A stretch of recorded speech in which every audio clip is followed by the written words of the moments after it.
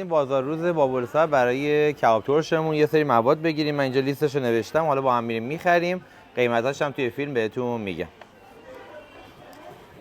خب اینم روبنار دستاست که یه لیوان لازم داریم، حدودا میشه 70,000 تومان. یه ظرف اینقدی حدودا یه لیوان میشه 70,000 تومان روبنار خونگی. نعنای تازه با ریحون هم لازم داریم. یه دسته نعنا میگیریم، یه چند تا برگ ریحون هم میگیریم که میشه حدودا 7-8,000 تومان.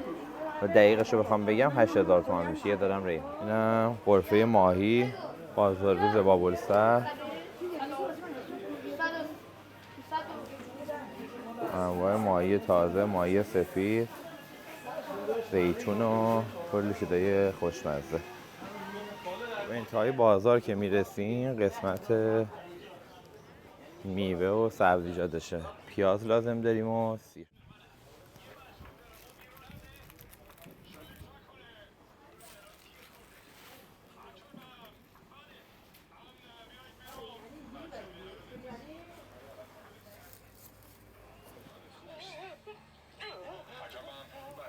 چقدر شد اینم؟ 27 تومن. خب 2 تا دونه پیاز و یه دونه سیر هم شد 27,000 تومن.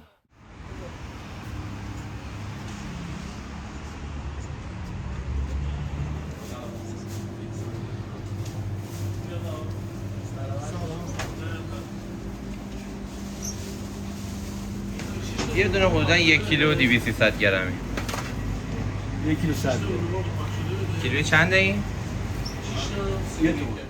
گوشت و مواد غذایی رو همه رو کامل گرفتیم. حالا قراره با هم یه کباب ترش خیلی خوشمزه و متفاوت درست کنیم. با من همراه باشید که این غذا خیلی خوبه، یه غذای شمالی خیلی خوشمزه، کباب ترش. خب فیله گوساله لازم داریم، بعد ریحون، سیر تازه، حتی سیر خشک هم میتونید استفاده کنید، نعنا، 2 تا دونه پیاز، لیمو ترش، گردویی که یه ذره خورد کردیم، فلفل سیاه و نمک. این برم روغن زیتون با رب انار خونگی. رب انارش خیلی مهمه، حتما باید رب انار دستاز باشه. مقدار گردو هم تو این غذا خیلی مهمه. خب بریم با هم گوشت رو خورد کنیم. فیله گوساله، گوشت رو برش بزنیم.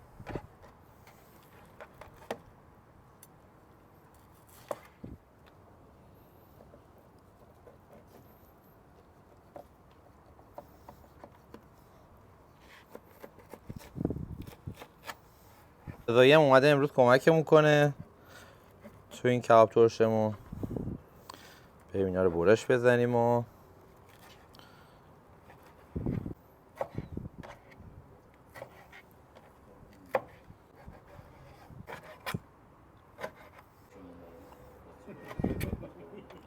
خوبه اینقدر زیادی پهن میشه اینا.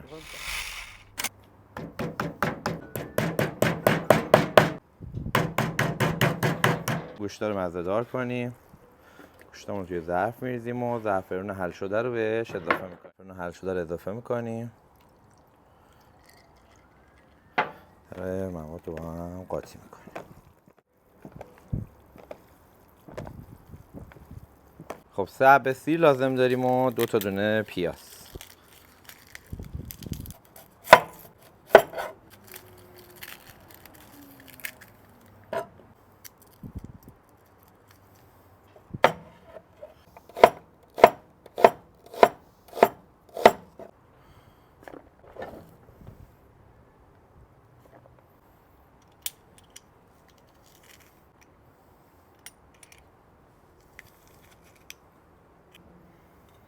خب پیاز و سیر رو که اضافه کردیم خوب ماساژ میدیم و 1 ساعتی میذاریمش توی یخچال.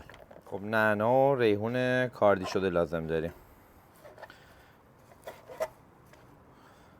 یه مقدار خیلی کم برای عطرش.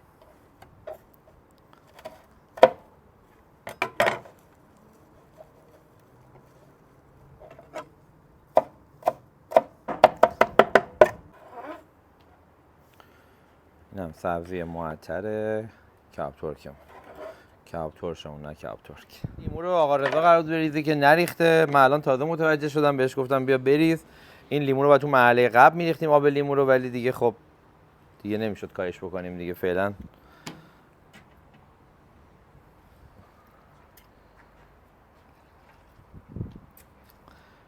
خب آب لیمو رو که اضافه کردیم، میریم فلفل و نمک و روغن زیتون هم اضافه میکنیم. البته میگم آب لیمو رو باید تو مرحله قبل میریختیم قبل از اینکه بذاریم توی یخچال، ولی دیگه حالا اتفاق خاصی نمیافته. بذار فلفل نمک بزن.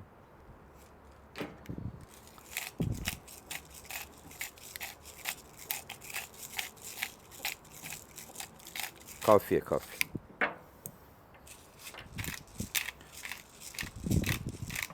فلفل سیاه رو بریز. فلفل سیاه تازه برای این غذا خیلی خوبه.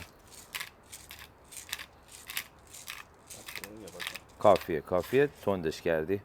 خب روغن زیتون زیر داره هم بزن. دستاتی انشاءالله تمیزه. خب پس هم بزن.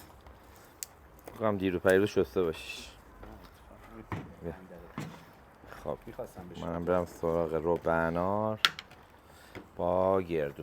تو مرحله آخر رب انار رو گردو رو دیگه اضافه میکنیم و دیگه 2-3 ساعتی میذاریم کنار. دیگه ناهارمون رو درست میکنیم با هم.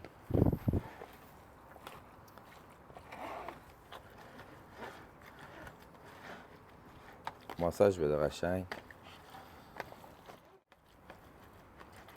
چیکار داری میکنی؟ داری لهشون میکنی یا ماساژشون بدی؟ این ماساژ سوئیسیه. تایلندی. نه این سوئیسیشه. خب گردو رو اضافه میکنیم به همین حدم که میبینید خوردش کنیم کافیه. بعدم رب انار دستاس به همین غلظت، حدودا این یه لیوان سرخالی. خب خوب ماساژش میدیم و 3 ساعت میذاریمش دیگه کنار که کاملا مزه دار شه.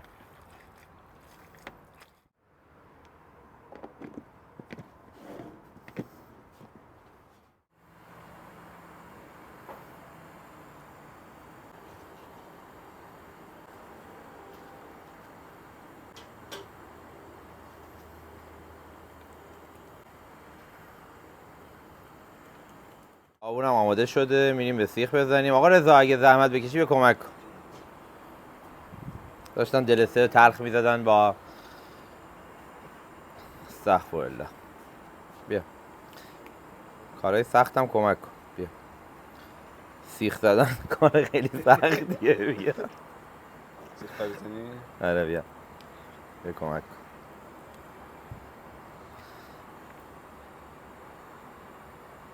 این کباب ترش مشارکتیه با کارشناس صنایع غذایی آقای رضا رضایی. خواهش میکنم. کارشناسی کدوم دانشگاه گرفتی؟ آکسفورد لندن؟ نه پنسیلوانیا. یکی از شهرهای آمریکاست. شما میدونید کجاست؟ نه والا. بیا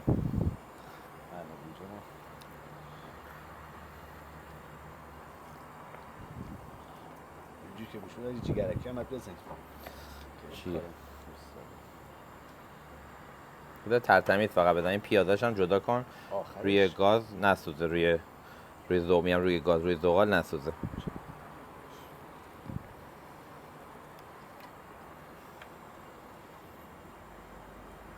آیا حامد صدیق اگه میشه یه ذره بیا فیلم ها رو جلوتر بگیر. یه زاویه گرفتی خسته میشی.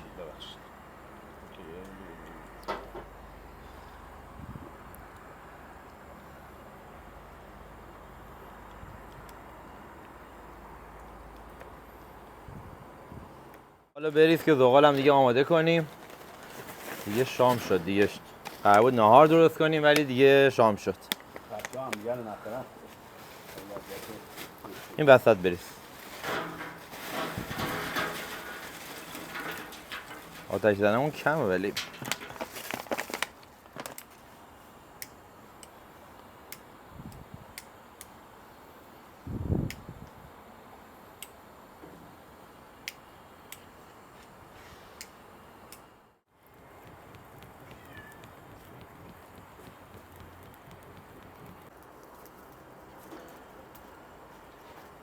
خب زحمت آتیش هم دادیم به آقا رضا،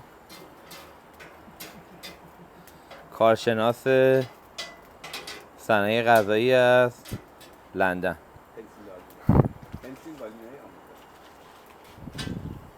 آقا رضا این گوجه رو بگیر.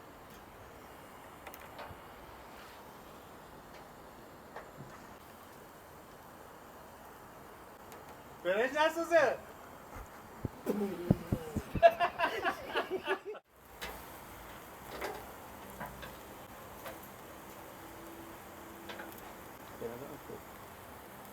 خب بریم غذا رو هم با هم سرو کنیم. غذامون دیگه آماده شده.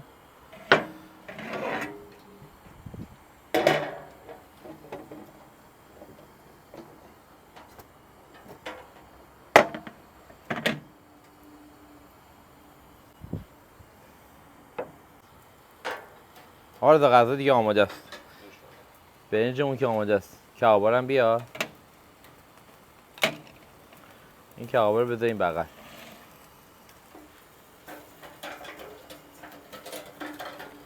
یه گوجه هم به من بده.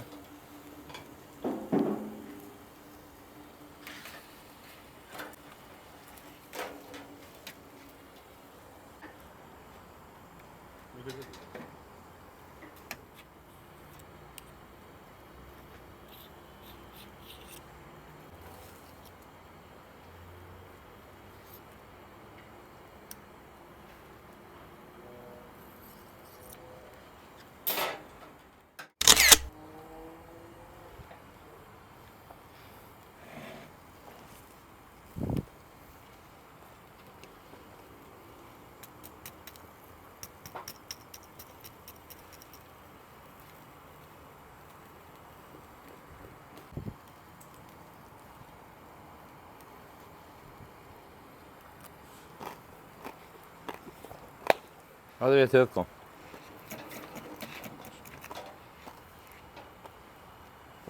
دیگه کباب و دیگه تعدیق بزن ببین چطور شده. آلیس. دوستان کباب ترش رو حتما امتحان کنید، خیلی خوشمزه است. برای عیدتون هم میتونه یه پیشنهاد خیلی جذاب و خوب باشه. کانال یوتیوب ما رو هم سابسکرایب کنید و موفق باشید.